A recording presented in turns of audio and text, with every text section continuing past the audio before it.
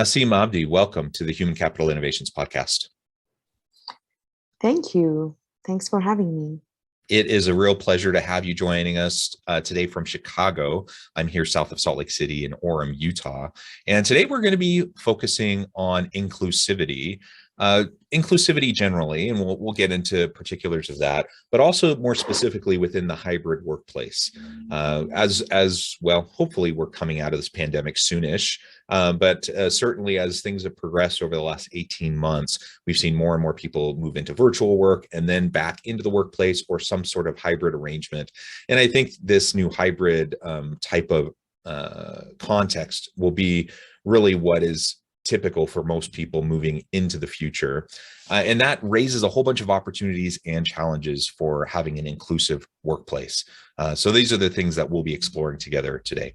As we get started, I just wanted to share Nassim's bio with everybody. Nassim Abdi, PhD, is the award-winning founder of Storyboard, a corporate inclusion training company that uses the power of storytelling to change corporate culture. Storyboard has developed active learning techniques utilizing films and facilitated conversation to inspire empathy and drive leadership towards building more inclusive workplaces. Storyboard's novel approach to inclusive training is trusted by several Fortune 500s and large companies, from Google Cloud to Brad's Deals. As an educator, actor, storyteller, and inclusion evangelist, Nassim has adapted her decades of experience into addressing the widespread need for empathy-centric DEI solutions in the modern workplace. I love everything about that background.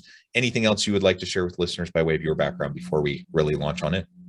Oh, thank you. And thanks for going through all that long explanation about who we are and who I am. I'm an immigrant, I want to add, and Nassim Abdi, pronounced she, her.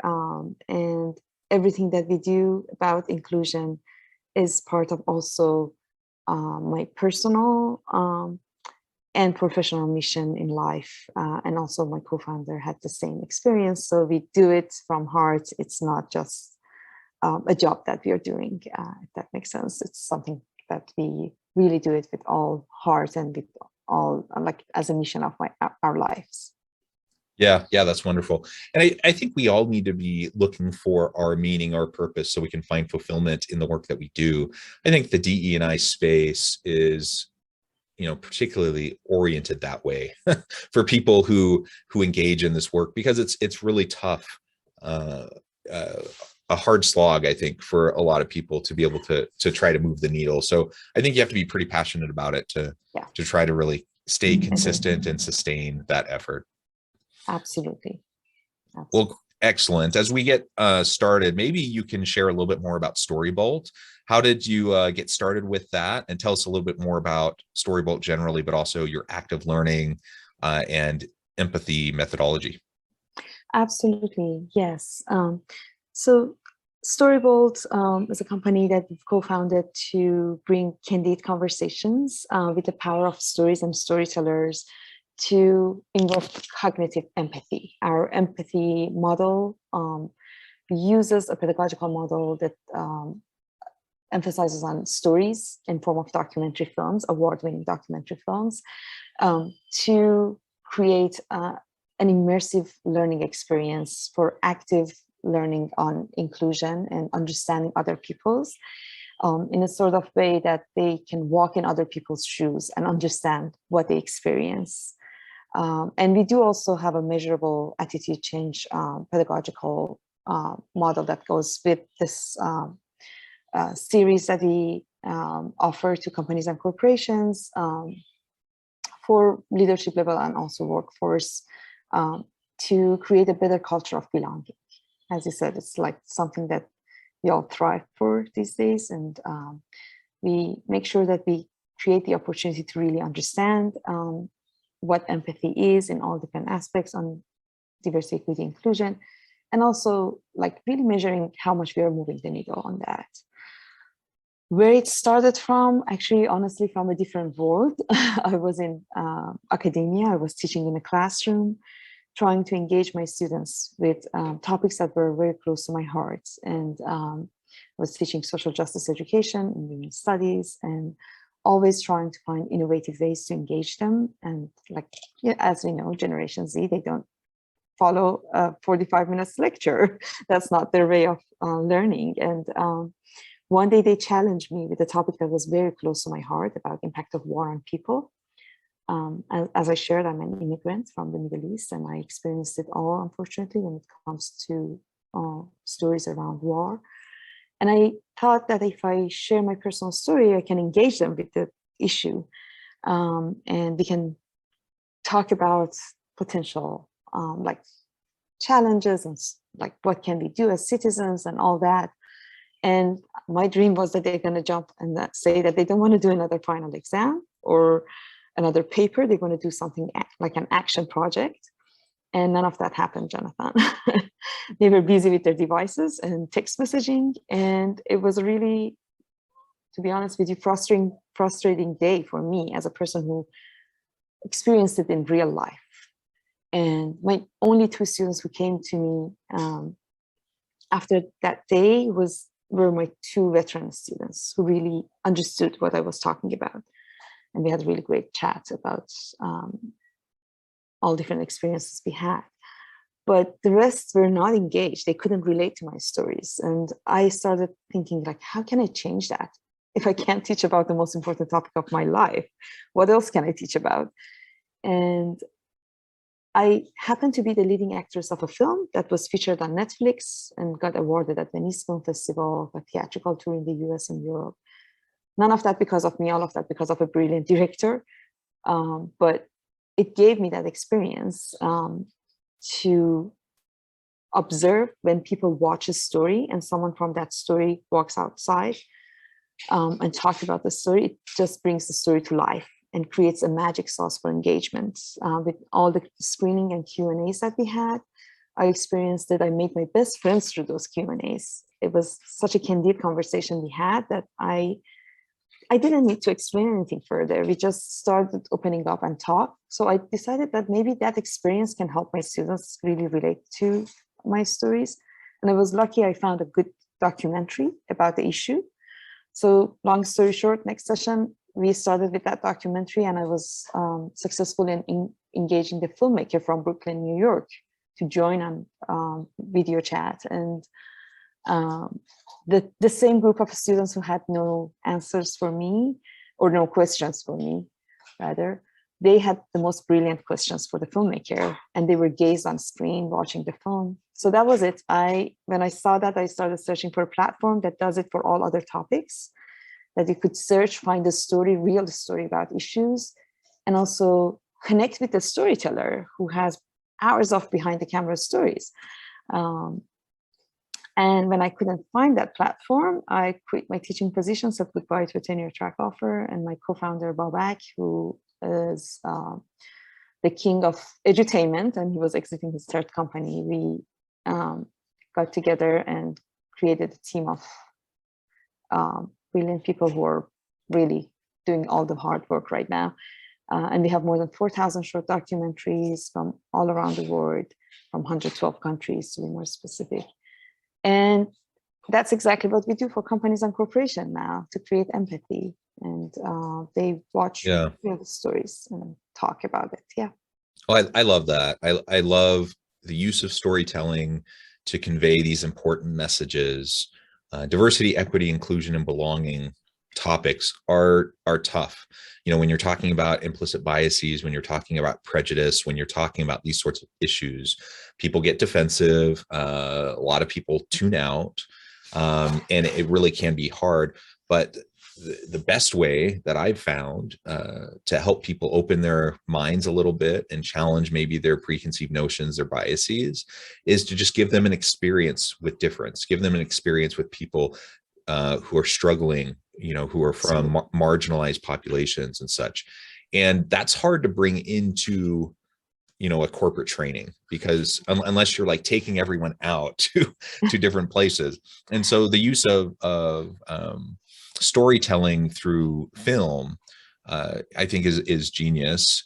It's a way to, in really compelling ways, to share those stories of other people with these individuals, and then facilitate really great conversations to as people are exploring and sitting in the discomfort of just recognizing their privilege and recognizing where others come from really hard backgrounds, and what we can do about that, right? To make an equitable workplace and a place where everyone feels like they belong and really have a true opportunity to contribute in meaningful ways on a regular basis.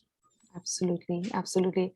I can agree more with what you said. Like, these are not easy conversations. These are really tough, and we need to open minds and open hearts at the same time to get engaged in these conversations. And the beautiful thing about storytelling, and specifically documentary films, is it creates a non-threatening way to do that. So when you have a narrative story, it changes our brain chemistry. It produces oxytocin and cortisol, which activates some part of our brains, those like fires up those neurons that helps with understanding and connecting with others. It's exactly the chemicals we need for empathy, to feel empathy. And that's exactly the right time to start the conversation. Like when we have that situation, when we can walk in other people's shoes and really understand their situation, is when we can have those real conversations. And to your point, it's for companies and corporations, it's not an easy thing to do, to take them out in busy day that they have. So the beautiful thing about this series that we offer to companies is everything happens under 1 hour, or max 90 minutes. They watch a real story, and then they have a chance to talk with these storytellers from all around the world live. They can just engage in a facilitated conversation. Yeah, I really like that. So let's talk about how you do this in a more virtual or hybrid kind of a workplace arrangement. And actually, maybe before we even do that, maybe we can talk about some of the challenges and opportunities that the hybrid or virtual workforce provides or presents as we move into the future of work. Yeah, absolutely. The last 1.5 years has been a really difficult time, really trying times for all of us around the world. I don't know if you're hearing the background noise here, but I'm here sitting home because my little one got sick and couldn't go to school today. And that's the situation that many people at companies and corporations are experiencing every day. Being able to work and really get engaged in work, and at the same time manage all the other things that are happening in your background, is not an easy thing. It's not really an ideal situation to manage. But at the same time, here is our reality, and we need to really work on that and find out what are the ways to create the most, not only satisfaction, but also productivity for people who are trying to survive in these situations. I was reading an article the other day that was a brilliant, had a brilliant title, and the article was very interesting on Forbes, that was saying like CEO maybe is the new acronym for Chief Empathy Officer, because during these times of hybrid work and work from home is actually the time that we most need that inclusivity and that empathy for leadership to understand the workplace, the workforce and their situation, and how they have to deal with all changing and constantly changing situation at home and work. There was some data there that was pretty interesting, that 33% of women of color who didn't have empathetic leaders left their workplace, and 18%, only 18% of women of color who had leaders who cared about their situation left their workplace. So I think it just gives us an idea of like, if we are more inclusive, if we learn how to be more inclusive and have more empathy for our team and people who are working with us, we are increasing the chance of more creativity, more innovation, more performance, higher performance, all that. So I guess they're all related, and there are challenges that we are dealing with, but also there are opportunities that we could, if we do it right, we can really benefit from that. Like we have this opportunity of being connected to all around the world now, we learned it pretty fast and in a sort of crash course to how to do it efficiently, to work remote. But it comes with challenges, as you mentioned as well. Like being inclusive is even more important now than before. Yeah, because we have more distributed workforces than ever before. Yeah. So we're working with people from all different backgrounds, walks of life, culture, you know, all kind of the more obvious visual differences in terms of race, ethnicity, gender, those sorts of things, of course, were common as part of this discussion before, and they continue to be common now. But just even the subtle nuances of different culture and mind framings and mindsets as people from different walks of life, different backgrounds, different socioeconomic status, whatever, all of those people, you know, have the opportunity to come together in a distributed workforce. How do you help everyone to feel included? How do you help everyone to feel part of the team and not a second class citizen or in some way inferior, or you know, that they fear that they don't have the same opportunities as, you know, the white men in the room or in the Zoom call or whatever? How do you ensure that everyone has an opportunity to contribute when you're virtual or when you're hybrid?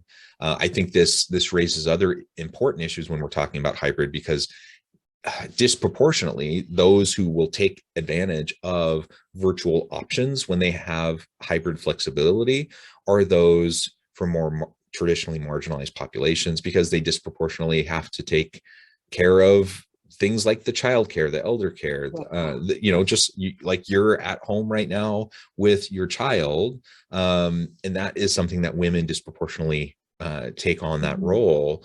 And so what happens if you have, say, a diverse team, like you have people from different races, ethnicities, genders, whatever, but disproportionately, you know, the women are on the virtual call while the men are in the room physically together? What does that look like in terms of opportunities for assignments and for promotions and just the interactions that happen organically when you're together face to face, and the challenges that can come when you're doing that, you know, virtually?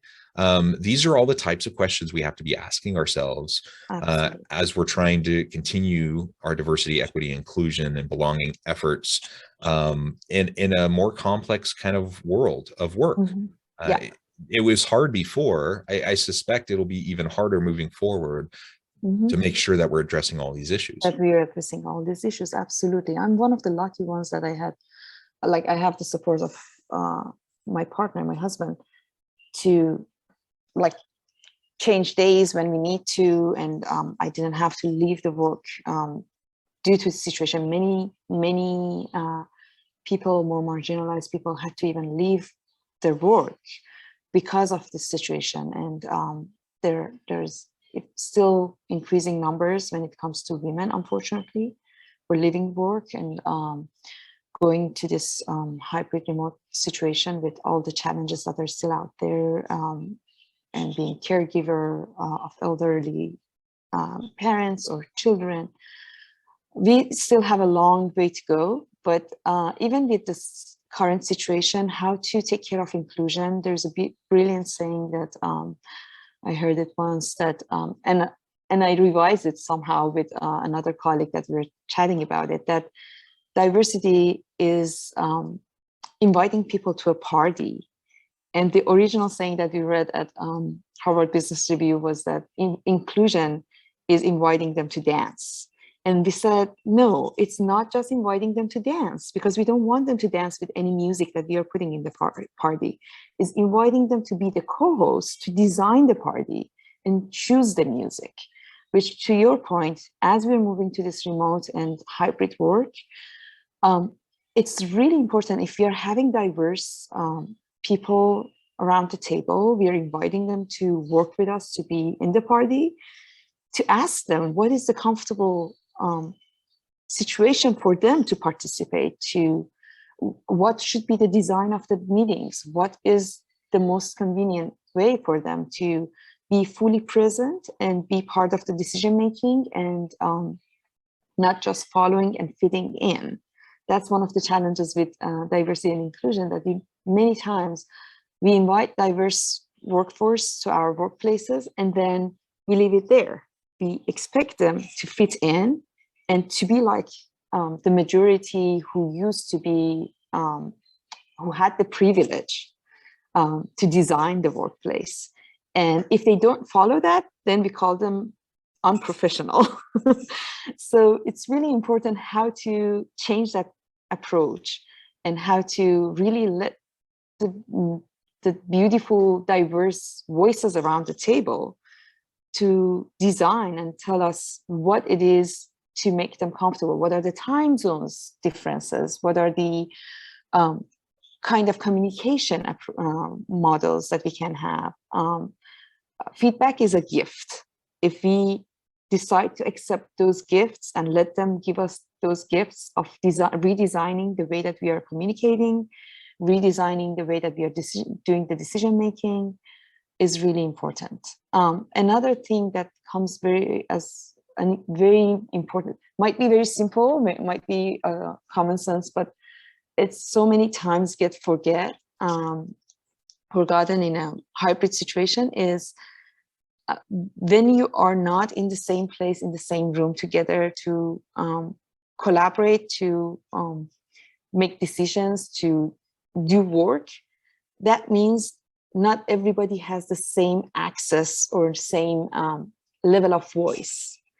When the meeting ends, people who are in the room continue the conversation and make decisions, and those who are on Zoom or any other like video conferencing platform, they have to leave and go to the next thing. And just imagine how it's going to change the dynamic and the way that we are working if the decisions are being made by those who are in the room, and those who are not in the room, in the real room, going to be just left behind in all these decisions, and they have to follow everything that they were not part of.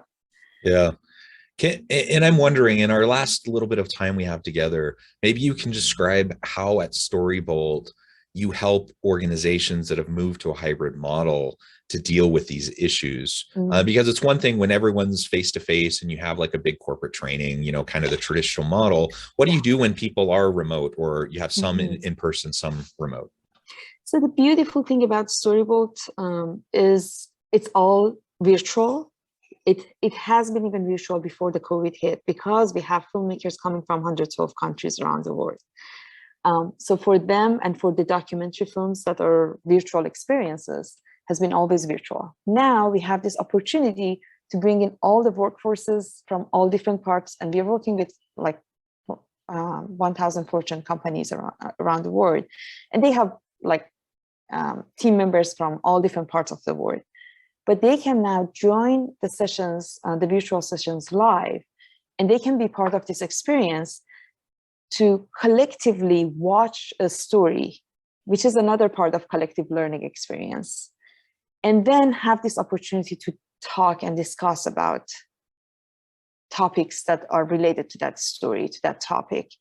And that's one of the ways that companies and corporations started building those like stronger teams, more empathy, and more opening hearts and minds for having really candid conversations about topics that are important in productivity, topics that are important in team building, and being more inclusive as well. Yeah, I love that. And I think that's a real strength of your platform and your approach. Nassim, it has just been a real pleasure talking with you today, getting your insights and having you share your experiences with me and my listeners. I note the time and we're about out of time today, but before we close, I wanted to give you a chance to share with listeners how they can get connected with you, find out more about your work, more about your team, and then give us a final word on the topic for today. Absolutely. Thank you, Jonathan. Likewise, I very much enjoyed the conversation. You can always find us at storyboard.com and LinkedIn. We are very active on LinkedIn, and we will have pretty soon an open house for those who would like to experience what we have, and also have webinars that are coming up. So check our LinkedIn page, Storyboard LinkedIn page, and also my personal LinkedIn page is always there to connect. And let's, these difficult days that we are all experiencing, have more empathy for each other and open our minds and hearts to really understand each other's from all different walks of life that we are coming from. Let's walk in each other's shoes, not just trying to talk about it, get real about it. And that's the real meaning of inclusivity. Yeah, wonderful. Thank you so much, Nassim. It has been a real pleasure. I encourage listeners to reach out, to get connected, find out more about Nassim and her team can do for you. Check out Storyboard and all the great resources and the ability they have to help you with your DE&I work. And as always, I hope everyone can stay healthy and safe, that you can find meaning and purpose at work each and every day. And I hope you all have a great week.